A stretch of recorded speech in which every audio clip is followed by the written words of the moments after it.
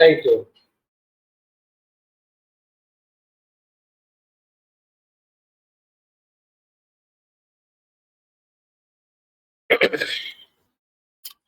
Thank you very much Deep. और हमारे जो दोस्त हैं, जो विद्यार्थी हैं, उनका भी मैं बहुत बहुत स्वागत करता हूँ आज के इस सेशन में। अ, जो आप लोगों की रिपोर्टिंग सुन के मुझे काफी अच्छा लगा।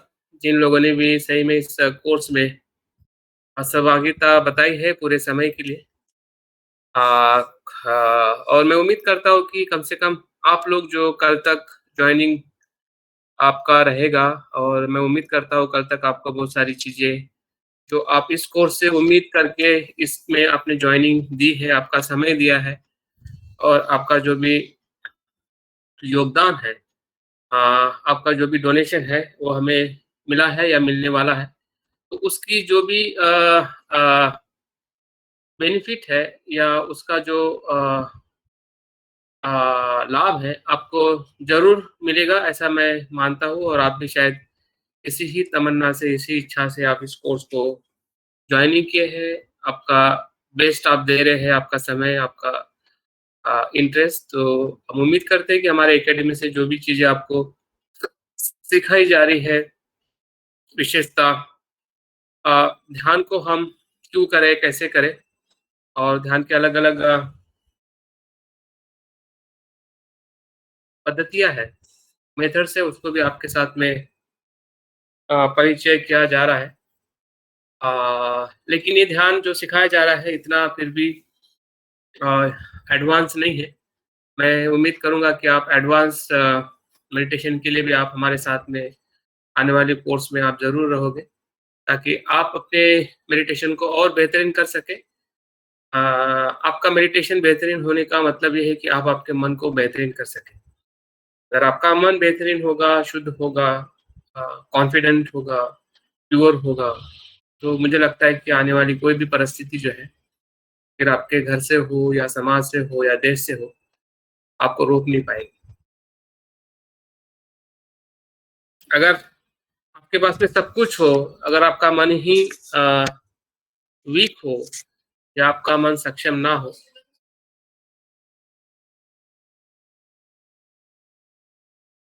अगर आपका मन वीक हो, तो आपके पास में कितनी भी अच्छी अपॉर्च्युनिटी हो, आपके परिवार वाले अच्छे हो, पैसे देने वाले अच्छे हो, गवर्नमेंट अच्छी हो, लेकिन फिर भी हमारा विकास अच्छी तरह से, हम सही तरीके से अपनी लाइफ को हम आगे लेके नहीं जा सकते हैं। तो हम उम्मीद करें अपने आप से कि आप सबसे अच्छे हो, आपके मन से, आपके शरीर से। आने वाली परिस्थिति अनुकूल हो या ना हो, फिर भी आप अपनी लाइफ को काफ़ी अच्छी तरह से सर्वाइव कर सकते हैं, सक्सेस हो सकते हैं, जो आप आपकी लाइफ में चाहते हैं। तो यही मन की जो शक्ति है, जो हमें बाबा साहब के जीवन से दिखाई देती है, बुद्ध के जीवन से दिखाई देती है, और आपके माँ-बाप का भी जीवन कहीं न कहीं ऐसे ही संघर्ष से उभरा है। तो उनसे भी आप आपके लाइफ को देख सकते हैं कि आपको भी ऐसे ही परिस्थिति से अगर आगे जाना है, तो उसमें आपका मन जितना ताकतवर होगा, या क्या कहते हैं, विधायक शक्तिशाली होगा, स्किलफुल होगा, तो निश्चित ही है कि आपके बेस से आप काफ़ी कुछ अपने लाइफ में पा अचीव कर सकते हैं। तो अभी हमारे पास में 2 काउंसलिंग होने वाली है। तो मैं सबसे पहले मोनू को चाहूँगा कि वो काउंसलिंग शुरुआत करे, और उसके बाद हम ध्यान करेंगे, और उसके बाद में दूसरी काउंसलिंग करेंगे, ताकि आपका थोड़ा माइंड भी फ्रेश हो जाए, क्योंकि मुझे लगता है कि आप लोगों ने खाना वगैरह खा के थोड़े मतलब लेज़ी इसमें होंगे। तो मुझे लगता है कि पहले हम सुन लेते हैं कि काउंसलिंग का जो सब्जेक्ट है, मुझे लगता है मोनू का एनवायरनमेंट का है। तो दीप पहले काउंसलिंग होने दीजिए, बाद में फिर मेडिटेशन लेता हूँ, ठीक है?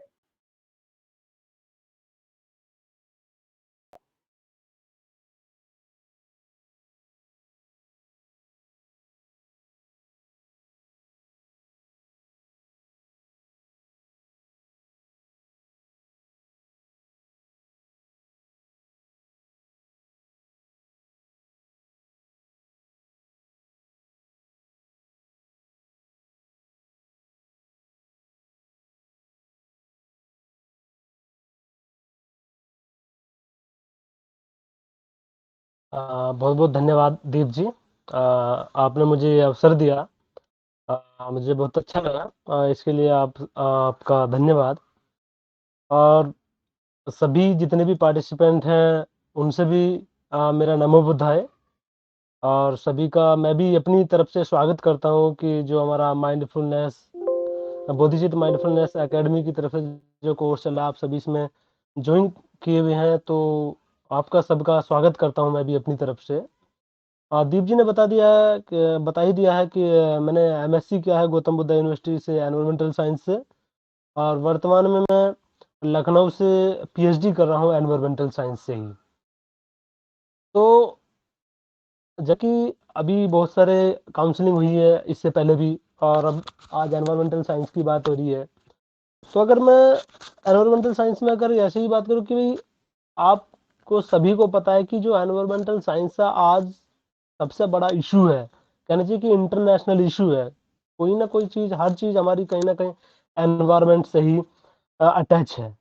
तो और हम एनवायरमेंट से अटैच हैं। अगर हम कुछ भी एक्टिविटी कर रहे हैं या अपना जीवन जी रहे हैं, वो हमारा क्या है, एक एनवायरमेंट से ही अटैच है। अगर कहीं ना कहीं एनवायरमेंट डिस्टर्ब है तो हम डिस्टर्ब है, और हम डिस्टर्ब है तो फिर जो भी हम कुछ भी करने वाले हैं वो सब कुछ डिस्टर्ब है। इसलिए जैसे कि हम माइंड को ट्रेंड करने के लिए मेडिटेशन कोर्स कर रहे हैं, लेकिन सब इसके साथ में क्या हमें एनवायरनमेंट पे भी ध्यान देना है, ताकि हम भविष्य में एनवायरनमेंट को बचा सकें। और क्यों पढ़ रहे हैं हम, इसके लिए मैंने थोड़ी सी स्लाइड्स बनाई हैं। मैं उन्हें मतलब जल्दी जल्दी रन करूंगा और मैं भी वो शेयर कर रहा हूँ स्क्रीन।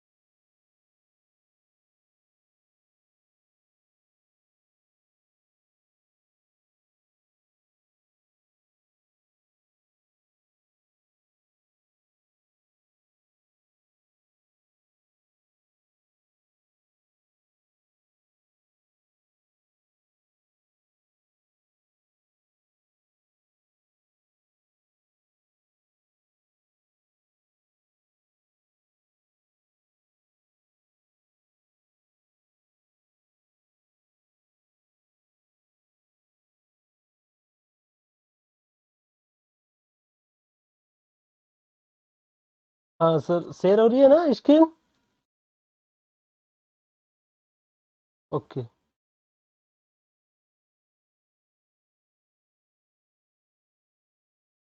जी जी जी, एक मिनट। हाँ, अब दिख रहा है ना? ठीक है।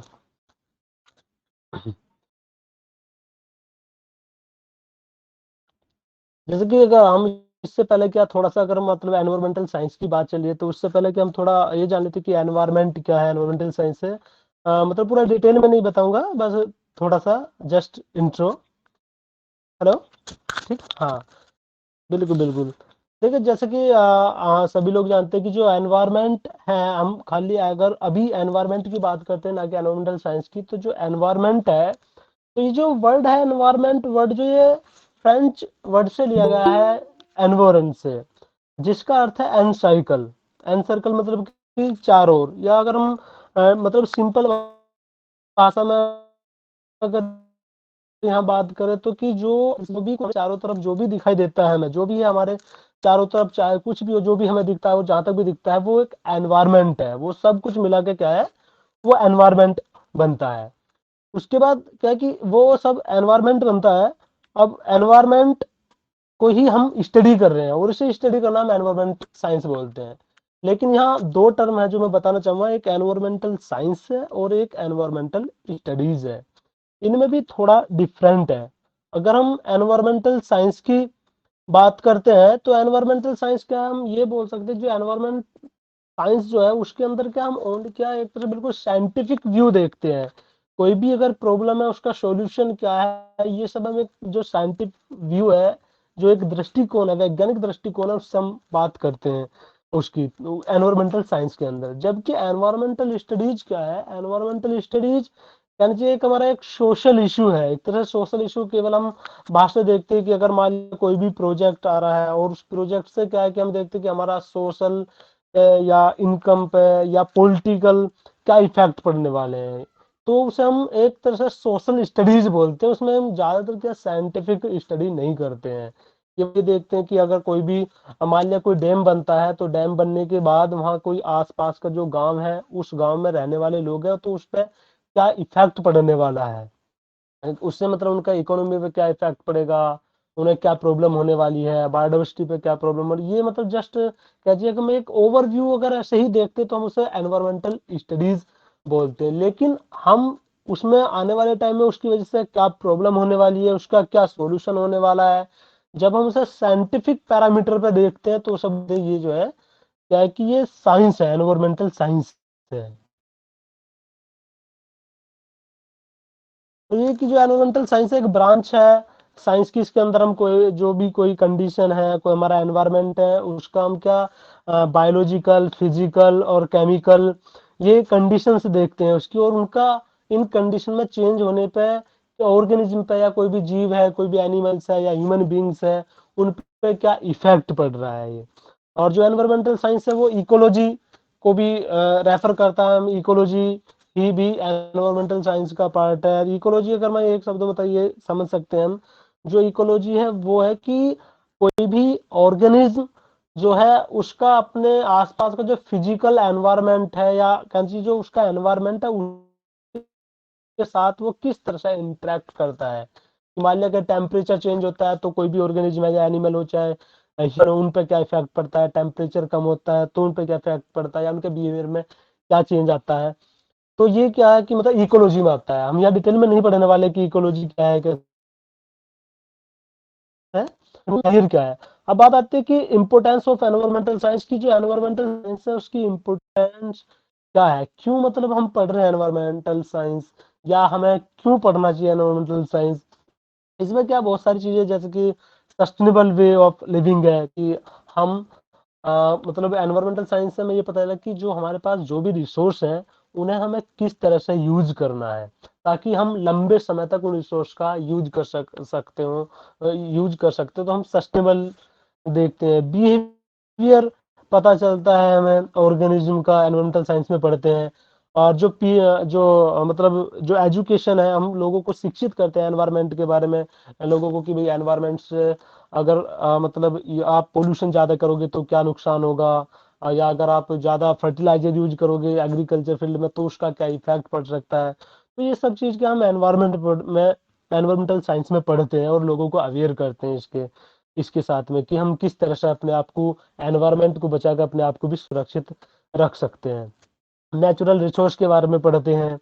बहुत सारी चीजें मतलब हम जो पढ़ते हैं। और अगर हम मेन फोकस बात करें, क्योंकि हम हमेशा क्या पोल्यूशन की बात करते हैं, जब हम एनवायरमेंटल साइंस पढ़ेंगे और लोगों को हम उसके प्रति अवेयर करेंगे कि एनवायरमेंटल साइंस में हम ये सब चीज पढ़ते हैं पोल्यूशन, तो अवेयर होने के बाद क्या हम जो पोल्यूशन होने वाला है या पोल्यूशन या जो भी कोई भी प्रॉब्लम है जो कि एनवायरमेंट में होने वाली है, जिससे हम या सारा कह लीजिए जो भी जीव जगत है वो इफेक्ट होने वाला है, प्रभावित होने वाला है उससे।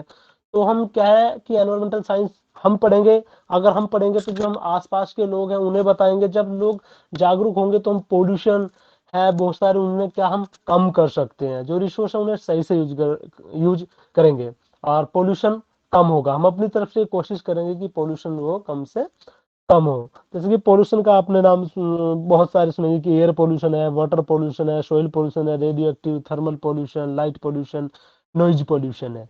और ये कहीं ना कहीं क्या है कि अगर हमारे आसपास पोल्यूशन है तो ये कहीं ना कहीं हमारे बिहेवियर को, हमारे मानसिक स्थिति को, कह लीजिए हमारी जो फिजिकल फिटनेस है उसे ये इफेक्ट करते हैं। और उसके इफेक्ट से क्या है कि कहीं ना कहीं हम मतलब कि मतलब उससे हम प्रभावित होते हैं। और हमारे लिए क्या है वो हैजार्डस हो सकता है कोई भी पोल्यूशन अगर हम ज्यादा एक्सपोजर में है। तो अगर हम एनवायरमेंटल साइंस पढ़ेंगे तो हम इन्हें रोक सकते हैं। हम जो है ना क्या है पोल्यूशन को रोक सकते हैं। और आपको ये पता है कि आज के टाइम में जो एनवायरमेंटल साइंस इसलिए भी बहुत जरूरी होता जा रहा है क्योंकि इंटरनेशनल इशू पे हम हमेशा पोल्यूशन की बात करते हैं, चाहे कोई भी पोल्यूशन हो या क्लाइमेट चेंज की बात हो, कहीं ना कहीं मतलब वहाँ एनवायरमेंटल साइंस का कहीं ना कहीं इंटरफेयर है। कि अगर एनवायरमेंटल साइंस में ही हमें पढ़ाया जाएगा कि पोल्यूशन है, जो आम व्यक्ति है जो जान रहा है वो थोड़ा बहुत जानता है, लेकिन अगर हम पढ़ रहे हैं एनवायरमेंटल साइंस तो हम चीजों को सही से बताएंगे लोगों को, तो लोग उसी के हिसाब से करेंगे। फिर जैसे कि अगर मैं एक फैक्चुअल इंफॉर्मेशन के लिए बताना चाहूँ कि इंडिया के अंदर 50% से भी कम पॉपुलेशन ऐसी है जो सेफली ड्रिंकिंग वाटर है उसे यूज कर रही है। तो केवल 50% से ही कम लोग ऐसे हैं इंडिया के अंदर जो कि ड्रिंकिंग वाटर जो सेफली है, सेफ है हमारे लिए, वो प्राप्त कर पा रहे हैं। लेकिन उससे ज्यादा जो लोग हैं वो सब क्या है कि ज्यादा कह लीजिए कि मतलब बहुत ही प्रॉब्लम में है। और ये तक भी कह दिया कि जो पोल्यूशन की वजह से या जो हमारी ह्यूमन एक्टिविटी है हमारी वजह से क्या कि पानी की हालत ये होने वाली है कि क्या है कि राजेंद्र जो माननीय राजेंद्र सिंह जी है जो वाटरमैन है, जल पुरुष है हमारे इंडिया के, उन्होंने भी और बहुत सारे साइंटिस्टों का भी ये मानना है कि अगर अब की बार तीसरा विश्व युद्ध हुआ, थर्ड वर्ल्ड वार हुआ, तो वो वाटर के लिए होगा। तो कहीं ना कहीं अगर हम एनवायरमेंटल साइंस पढ़ रहे हैं और हम जानकारी रखते हैं, हम कहीं ना कहीं पानी बचाने के लिए कैंपिंग कर रहे हैं, काम कर रहे हैं, या हम खुद जागरूक हैं, किसी को पता हो या नहीं पता हो, लेकिन हमें खुद पता है कि हम स्वयं पानी को बचाने के लिए काम करें, तो हमें इस बात का गर्व होना चाहिए कि कहीं ना कहीं हम जो थर्ड वर्ल्ड वार होने वाला है उसे रोकने में हम अपना कुछ ना कुछ कंट्रीब्यूशन दे रहे हैं। तो मतलब ये बहुत ही चिंता की बात है कि पानी की स्थिति ऐसे होने वाली है कि जो थर्ड वर्ल्ड वार अगर होगा तो पानी के लिए होगा। रिसोर्स इतने कम है और पानी को इस तरह से मतलब खराब कर रहे हैं, पोल्यूशन कर रहे हैं। और ये कि लगभग इंडिया के अंदर जो 38 मिलियन पीपल जो है वो वाटर वाटर बोर्न डिजीज से सफर है। ज्यादातर क्या है कि किसी को कोलेरा है, टाइफॉइड है, हेपेटाइटिस है, यानी कि जितने भी प्रदूषित जल जनित रोग हैं वो इंडिया के अंदर लगभग 38 मिलियन लोग इनसे सफर है। बहुत सारी बीमारियां हमें पानी से ही होती हैं, तो इसलिए क्या है कि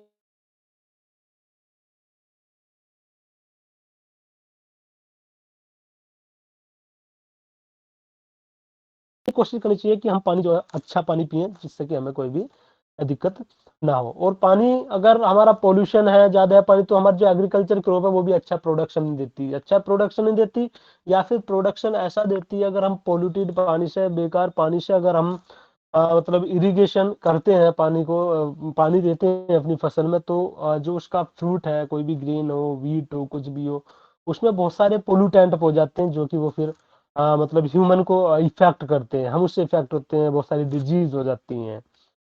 ठीक है, अब अगर हम बात करते हैं लास्ट जो मतलब मेन है कि करियर ऑफ इसको करियर स्कोप क्या है एनवायरमेंटल साइंस में, क्या कि एनवायरमेंटल साइंस अगर हम पढ़ते हैं तो एनवायरमेंटल साइंस पढ़ने के बाद हम गवर्नमेंट सेक्टर में जा सकते हैं, प्राइवेट सेक्टर में जा सकते हैं, और इसके गवर्नमेंट सेक्टर में, प्राइवेट सेक्टर में जाते हैं तो, और इसी के साथ साथ हम अपने एनजीओ भी चला सकते हैं, क्योंकि जो भी कोई बहुत बड़े इशू है, इंटरनेशनल इशू है, हर जगह कहीं ना कहीं मतलब कोई ना कोई ऑर्गेनाइजेशन या एनजीओ काम कर रहे हैं एनवायरनमेंट को बचाने के लिए। तो हम भी क्या, अगर हम एनवायरमेंटल साइंस पढ़ेंगे, हम एनवायरमेंटल साइंस पढ़ेंगे, हमें पूरी नॉलेज होगी एनवायरमेंटल एनवायरमेंट के बारे में, तो हम अपना एनजीओ बना सकते हैं, अपनी सोसाइटी बना सकते हैं, कोई भी हम एनवायरमेंट पे काम कर सकते हैं, कहीं प्लांटेशन के लिए काम कर सकते हैं बहुत सारे। जैसे कि आपने ग्रेटा थनबर्ग का नाम सुना होगा, उन्होंने क्या बोलते हैं एफएफ चला, future for Friday for future करके अपना एनजीओ चलाया हुआ है। लेकिन अगर जो लोग एनवायरमेंटल साइंस के बारे में जानकारी रखेंगे, एनवायरमेंट के बारे में अच्छे से जानकारी रखेंगे, तो वो एनजीओ को अच्छे से रन कर सकते हैं, अच्छे से इम्प्लीमेंट कर सकते हैं। और बहुत सारे देश के अंदर एनवायरमेंट चल भी रहे हैं, एनजीओ चल रहे हैं, जो कि कोई रिवर पे काम कर रहा है, कोई प्लांटेशन पे काम कर रहा है।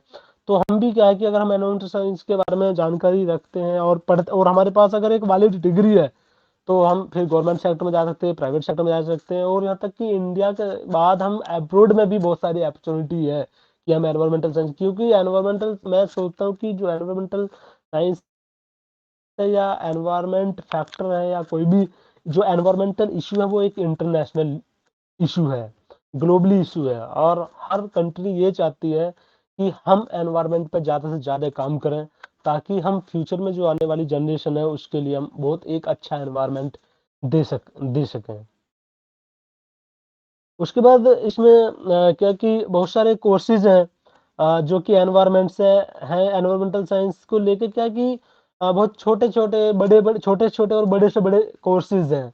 जैसे कि आपके सर्टिफिकेट कोर्स है, सर्टिफिकेट इन एनवायरमेंटल स्टडीज़ है, certificate course in environmental science है, और certificate course environment and health safety manager है, कि ये उनके लिए कि जो लोग कंपनियों में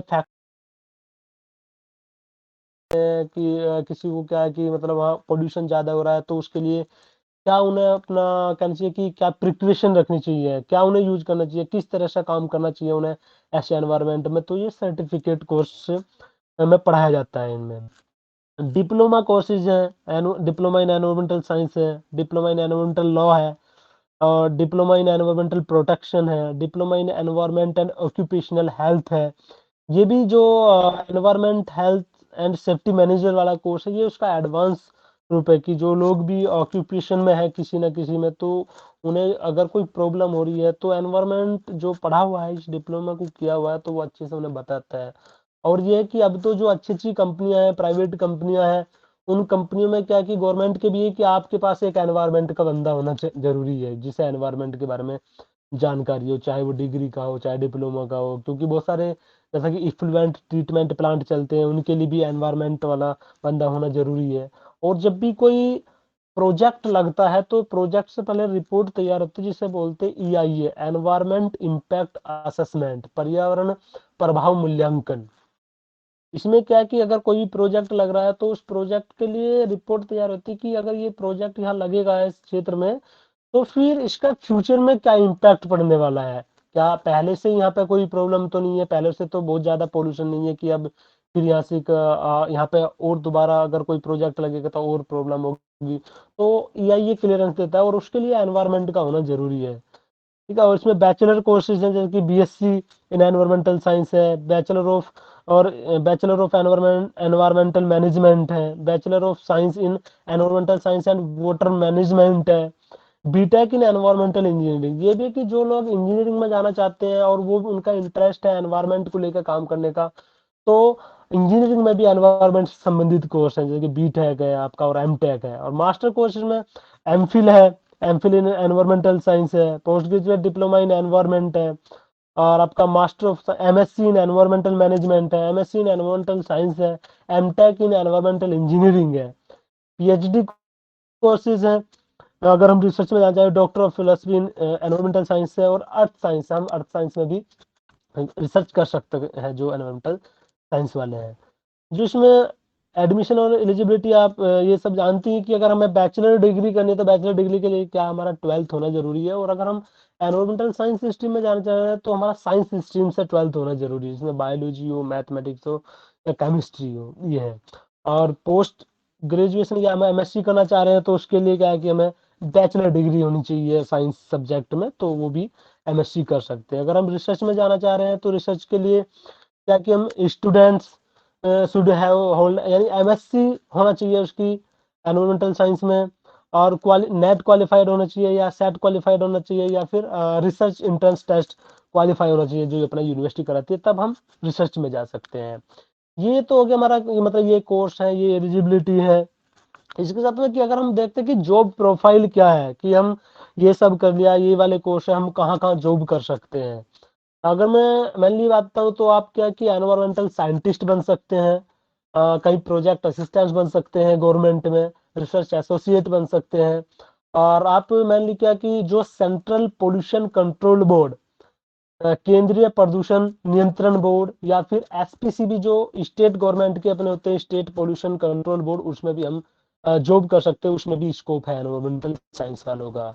अगर हम देखें, एक लिस्ट है जॉब टाइटल्स की, कि कहाँ कहाँ जा सकते हैं, एनवायरमेंटल साइंटिस्ट बन सकते हैं, एनवायरमेंटल कंसल्टेंट बन सकते हैं, जहाँ कहीं EI है या कोई भी एनवायरमेंट से संबंधित कोई रिपोर्ट तैयार करानी होती है किसी कंपनी को, या कि कोई भी प्रोजेक्ट रहा तो हम एज ए एनवायरमेंटल कंसल्टेंट किसी कंसल्टेंसी में काम कर सकते हैं।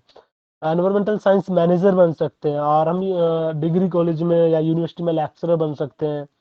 वाइल्ड लाइफ फिल्म मेकर बन सकते हैं, एनवायरमेंट फोटोग्राफर बन सकते हैं, एनवायरमेंट जर्नलिस्ट बन सकते हैं, कंजर्वेशन हाइड्रोलॉजिस्ट बन सकते हैं, डायरेक्टर ऑफ वेस्ट मैनेजमेंट बन सकते हैं। क्योंकि अगर कोई हम एनवायरमेंटल साइंस पढ़ेंगे तो हम अच्छे से बता सकते हैं कि किस वेस्ट का हम किस तरह से मैनेजमेंट कर सकते हैं। और career can be found in environmental monitoring organisation, जो मैं बता चुका हूँ कि हम कंसल्टेंसी में काम सकते हैं, NGO बना सकते हैं, university, industries, distilleries, fertiliser plants, NGO, pollution control boards, public institution and private industries and firms and many others. यानी यह है कि हम अगर देखना चाहें कि अगर हम एनवायरमेंटल साइंस हमने पढ़ा है और हमारा इंटरेस्ट है एनवायरमेंटल साइंस में, और हम अच्छे से नॉलेज रखते हैं अपने सब्जेक्ट की, तो हमें जॉब अपॉर्चुनिटी की कहीं भी दिक्कत नहीं है चारों तरफ, चाहे प्राइवेट सेक्टर हो चाहे गवर्नमेंट सेक्टर हो। और इवन ये भी अगर हमें जॉब भी नहीं अगर हम करना चाह रहे हैं, और क्या है कि हम अच्छी इन्फॉर्मेशन रखते हैं, अच्छी नॉलेज रखते हैं एनवायरमेंटल साइंस में, तो हम क्या NGO चलाकर लोगों की मदद कर सकते हैं, एनवायरमेंटल साइंस से NGO बनाकर लोगों को बताकर जागरूक करके। क्योंकि दरअसल क्या, हम जब तक पढ़ते रहेंगे कोई दिक्कत नहीं, लेकिन जब तक अवेयरनेस नहीं आएगी एनवायरमेंट को लेकर, हमें खुद से ही अंदर से नहीं आने का है कि हमें पोल्यूशन नहीं करना है, और क्या बोलते हैं जो हमारा गार्बेज है या कूड़ा कचरा है वो उसके कलर के हिसाब से डालना है, सूखा सूखे में, गीला गीले से। क्योंकि इंडिया के अंदर सेग्रीगेशन की बहुत बड़ी प्रॉब्लम है एनवायरमेंटल साइंस को, तो इसके लिए भी हम अपने NGO बना सकते हैं। तो ये मतलब ये बहुत सारे हैं जो मैंने आपको बताया है, आपने सुना, इसके लिए धन्यवाद। हो सकता है कुछ चीजें मुझसे रह भी हो, और अगर मतलब हो सकता है कुछ रहा भी हो, और कुछ लोग ज्यादा भी जानकारी रखते भी होंगे, लेकिन जितना मुझे लगा तो मैंने आपको वो शेयर किया। अगर किसी का कोई क्वेश्चन है तो आप पूछ सकते हैं। धन्यवाद।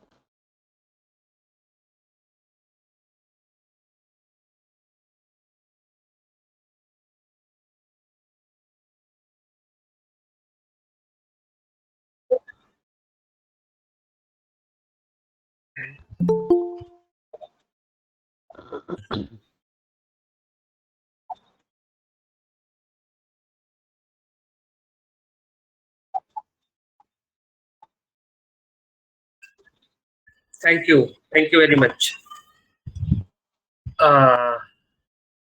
मुझे आपका शेयरिंग निकाल दीजिए, थैंक यू। और प्रश्न है तो आप, अभी प्रश्न नहीं तो आप बाद में भी पूछ सकते हैं। तो आप, मैं उम्मीद करता हूँ कि आपने सही, जो भी स्टूडेंट है इस क्षेत्र में नए हैं या एनवायरनमेंट में उनकी रुचि नहीं भी हो सकती है, लेकिन सुनते सुनते कहीं ना कहीं जब आप आगे पढ़ना चाहोगे और एनवायरनमेंट का कोई कोर्स आपके ध्यान में आ रहा है कि आप कर सकते हैं, तो एनवायरनमेंट में भी काफ़ी अच्छा स्कोप है। इसलिए भी मुझे पता है क्योंकि मैं एनवायरनमेंट एजुकेशन सेंटर में 18 साल जॉब किया हूँ अहमदाबाद में, और मिनिस्ट्री के सपोर्ट से वो सेंटर चलता था। तो बहुत स्कोप है एनवायरनमेंट में, जितना आप जॉब ले सकते हैं। कंसल्टेंसी तो जॉब है, लेकिन प्रोजेक्ट मैनेजर है, एनवायरमेंटलिस्ट है, टीचर्स है, लेक्चर है, जैसे कि NGO कहा कि NGO बना सकते हैं, प्रोजेक्ट्स के साथ में काम कर सकते हैं। तो ऐसी चीज़ नहीं है कि अगर आप एनवायरमेंट साइंस में आते हैं तो स्कोप नहीं है, लेकिन आप सही में किस बैकग्राउंड से आ रहे हैं, और आप आपका जो इंटरेस्ट है जैसे कि पढ़ने का और आगे करियर में जाने का, वो आपको ही चूज करना है। किसी के प्रेशर में या सिर्फ अच्छा है, अच्छा लगता है, किसी ने कहा है, इससे हमें हमारे करियर को पसंद नहीं करना है। अपने दिल से पूछना है, अपने मन से पूछना है, और इसलिए हमें मेडिटेशन की ज़रूरत है। क्योंकि एक अंदर से एक आवाज़ आती है, जो आवाज़ आती है वही आवाज़ आपके मन की होती है, और उस आवाज़ को जब हम कम्युनिकेट करते हैं अपने पेरेंट्स के साथ, अपने टीचर्स के साथ, या अपने आप भी, कि मुझे इसमें इंटरेस्ट है, मैं ये कर सकता हूँ, मैं बेस्ट कर सकता हूँ और उस सब्जेक्ट में जाना ये हमारे लिए बहुत ही बेहतरीन करियर हो सकता है, काफ़ी हैपीली उस करियर को हम कर सकते हैं। तो उसकी शुरुआत कहीं न कहीं हमारे हृदय से होती है, हमारे मन से होती है और इसलिए मन की तरफ हमें कनेक्ट होना क्योंकि मैं पढ़ाते समय या मैं अभी एजुकेशन को लेके जो इतना सिंसियर या इतना मैं चिंतित इसलिए भी हो रहा हूँ क्योंकि जो बच्चे हम पढ़ रहे हैं, मैं भी पढ़ा हूँ इसके पहले तब मुझे भी पता था कि मैं कैसा पढ़ाई की है। और सही में अभी भी हम जो बच्चे आप लोग पढ़ रहे हो, तो आप कैसे पढ़ रहे हो उसके बारे में भी मैं जानता हूँ। लेकिन इस पढ़ाई में जो मिसिंग हो रहा है या जो पढ़ाया नहीं जा रहा है वो चीज़ क्या है मुझे आजकल पता चल रही है। एक चीज़ शायद आपने भी गौर की होगी कि जो भी हम पढ़ते हैं, कोई भी सब्जेक्ट मैथ, साइंस, इंग्लिश या फिलॉसफी हो या एनवायरनमेंट साइंस हो या कोई भी करियर हम अभ्यास करते हैं, तो हम जो लेते हैं इन्फॉर्मेशन या जो नॉलेज लेते हैं और वहीं से बाउंस होके हम अ, उसको एक्टिव करते हैं। एजुकेशन हमारा कैसे है, ऊपर से ऊपर है। सुनते हैं, उसी को हम पढ़ते हैं, उसी को एग्ज़ाम में लिखते हैं, उसी के बेस पे हम जॉब लेके अपने करियर को आगे लेके जाते हैं और हमें लगता है कि I am perfect, I am excellent in my education. लेकिन वो एजुकेशन का वो सिर्फ़ सरफेस है। जब तक आपने कुछ पढ़ा है, किसी भी सब्जेक्ट को, जब तक वो भीतर नहीं आता है, अंदर आके बाहर आना चाहिए, उसको एजुकेशन बोलते हैं। Transformation of into your heart, your consciousness or mind. It is called education. आप देखिए कि जब हम पढ़ते हैं, बच्चे भी हो या हम भी हैं, तो हमारा कॉन्शियसनेस ही ट्रांसफॉर्म नहीं होता है, वो वैसे ही रहता है। हम सिर्फ ऊपर से ही बातें करते हैं और ऊपर से ही जान के हम अपने लाइफ को सर्वाइव करते हैं। तो ये जो मिसिंग जो है, जो आजकल पूरे जो एजुकेशन सिस्टम में जो चेंज हो रहा है, बॉटम से लेके जो डिफरेंट डिफरेंट पेडागॉजीज़ है, एजुकेशन की मेथोडोलॉजी है, उसमें काफ़ी रिसर्च हो रहा है कि बच्चों को ऐसे पढ़ाना चाहिए, डिफरेंट डिफरेंट वे से पढ़ाने चाहिए, डिफरेंट डिफरेंट अप्रोच से बच्चों को पढ़ाना चाहिए ताकि उसका जो कॉन्शियसनेस है, उसको भीतर उसको इन्फॉर्मेशन को लेके जाए। हुँ? और जब आप भीतर वो इन्फॉर्मेशन को नॉलेज के लेके जाते हैं और वहाँ से जब आप बाहर आते हो, आपके एक्ट से, आपके लाइफ में जो भी आप करना चाहते हैं, तब जाके वो एजुकेशन आपके लिए और लोगों के लिए बहुत हेल्पफुल होता है। और आप देखिए ग्रेट पर्सन जो भी होते हैं, वो भीतर से चेंज होते हैं, हाँ? वो जो पढ़ते हैं ना, अपने आप को भी बदलते हैं। हम पढ़ते हैं तो अपने आप को बदलते नहीं हैं, हम सिर्फ एजुकेशन को रट के एग्ज़ाम देके हम डिग्रीज़ लेके और जॉब करते हैं। तो वो एजुकेशन नहीं है। एजुकेशन की शुरुआत भी उसी के लिए नहीं हुई है। लेकिन कॉम्पिटिशन की वजह से या इंडस्ट्री की वजह से या जो एक फास्ट ग्रोइंग ग्रोथ है, उसकी वजह से जो हम पढ़ रहे हैं और लाइफ को सिर्फ़ एक मशीन बना ली है और भीतर से हम वैसे ही हैं, हम पढ़े-लिखे इंसान भी पूरी तरह से खुश और आनंदित नहीं हैं। तो खुश और आनंदित होना ही आपके एजुकेशन का सबसे इम्पोर्टेंट पर्पस है। अर्निंग तो मिलना ही है क्योंकि आपका जॉब जहाँ भी होगा, पेट अगर भूखा है तो कहीं न कहीं तो हम कमाने वाले हैं। लेकिन उस कमाई के साथ, उस पैसे के साथ अगर आप खुश ना हो, भीतर से आपको सैटिस्फैक्शन ना हो, भीतर से आपका स्ट्रेस फ्री ना हो, तो वो पैसा, वो पोज़ीशन अ, वो अर्निंग कितनी अ, हमारे लिए यूज़फुल है या कितने हम उस अर्निंग को सच्चा लाइफ़ कह सकते हैं, ये हमारे लिए एक मनुष्य के लिए प्रश्न है। और ये प्रश्नों को ध्यान में रखते हुए हमने अपने मन के तरफ, मन के विकास की तरफ हमने साथ में रखते हुए, कि मन का जो विकास है, उसको कभी हम बाद में करने वाली बात नहीं है। आप ऐसा नहीं कह सकते कि मुझे भूख लगी है, मैं खाना बाद में खाऊँगा और पहले पढ़ाई करूँगा या पहले कुछ करूँगा। एक दिन के लिए संभव है, लेकिन हमेशा आप ऐसा नहीं कर सकते, क्योंकि भूख जो है आपकी ज़रूरत है। आप ऐसा नहीं कह सकते कि मुझे पढ़ाई करनी है इसलिए मैं नहीं सोऊँगा। 1-2 दिन के लिए हो सकता है, लेकिन हमेशा के लिए नहीं। तो वैसे ही आपके मन का विकास बात की बात नहीं है कि पढ़ाई हो जाएगी या फिर एग्ज़ाम हो जाएगी, सब कुछ अच्छा हो जाएगा, बाद में मैं ध्यान करूँगा, बाद में मेरे मन के बारे में सोचूँगा, मन को बदलूँगा, ऐसा नहीं होता है। तब तक तो बहुत देरी हो जाती है और हमारा मन और ख़राब हो जाता है। तो मैंने अपने लाइफ़ में देखा है, शायद आप भी अपने लाइफ़ में ऐसा ही देखोगे कि अगर हम मन की तरफ छोटी-सी बात होती है, लेकिन वो इतना नासुर बन जाती है 1 महीने, 2 महीने के बाद, कि तब उसको छोड़ना, तब उसके साथ में एडजस्ट करना बड़ा मुश्किल हो जाता है। काश उस काम पे अगर आपने उसी समय काम कर लिया होता, किसी को अगर आपने बुरा कह दिया या किसी को आपने अपमान कर दिया, तभी आपने सॉरी बोल दी होती या तभी आपने अपने आप को भी माफ़ कर दिया होता, तो शायद वो जो प्रॉब्लम है, स्ट्रेस है, 1 महीने के बाद आपके लाइफ़ में बहुत बड़ा ऐसा कह सकते हैं भूत, उसी को भूत कहते हैं। भूत मतलब कोई बाहर से आने वाली चीज़ नहीं है। ये हमारी जो बुराई है या हमारा जो बुरा स्वभाव है, उसको जब हम समझते नहीं हैं, तो वो ही धीरे-धीरे बढ़ने लगता है और हमारे जीवन में भूत की तरह हमारे जीवन में पूरी तरह से काला अंधेरा छा देता है। तो इस काले अंधेरे से, इस भूत से अगर हमें लड़ना है, तो हमारे पास में शस्त्र है। जैसे मेडिटेशन, ध्यान, माइंडफुलनेस, काइंडनेस, कंपैशन, इस प्रकार से हम कर सकते हैं। तो एक स्टोरी बता के मैं आपसे एक ध्यान कराऊँगा। वो है पिछले कल भी मैंने एक स्टोरी बताई थी कि मन क्या है? और उसके बारे में आप भी वो प्रश्न अपने आप से पूछ सकते हैं कि जैसा उसने अपने आप से प्रश्न पूछा और ढूँढा कि मन क्या है? और उसको पता चला। वैसे ही एक ऐसे ही एक यूथ की स्टोरी है, जो काफ़ी श्रीमंत होता है और उसके पिताजी के पास बहुत संपत्ति होती है और संपत्ति का वो एकलौता वारिस होता है। पिताजी के मृत्यु के बाद सब संपत्ति उसकी होती है। लेकिन उसको एक आदत कह सकते हैं या बुरी आदत, जिसे हम लत कहते हैं, उसको लग जाती है जुआ खेलने की।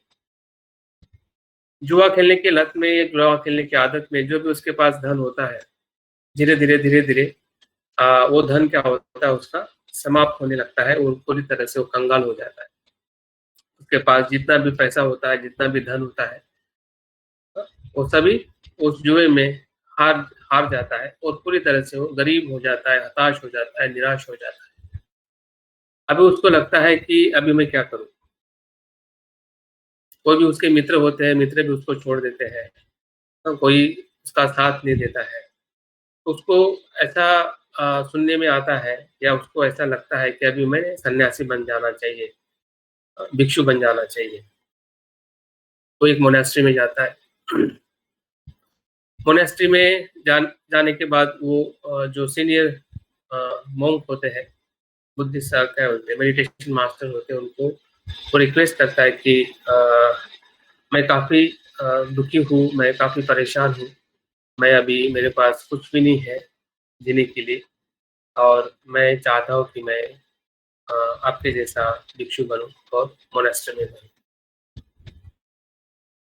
तो भिक्षु बोलते हैं कि ठीक है, लेकिन एक उसके पहले मेरी एक शर्त है और तो बोलते कि क्या? तो मास्टर पूछते हैं उसको, लड़के को, कि भई तुम्हारे पास कुछ नहीं ऐसा बोलते हो, तो कुछ तो तुम्हारे पास में होगा कि कुछ तुम्हें आता होगा, जो बहुत जिसमें तुम माहिर होगे। ऐसा कोई चीज़ है क्या तुम्हारे पास जिसमें हम स्किल कहते हैं? तो वो लड़का बोलता है कि अ, हाँ, हाँ गुरुजी, मुझे सबसे ज़्यादा चेस खेलना अच्छा लगता है।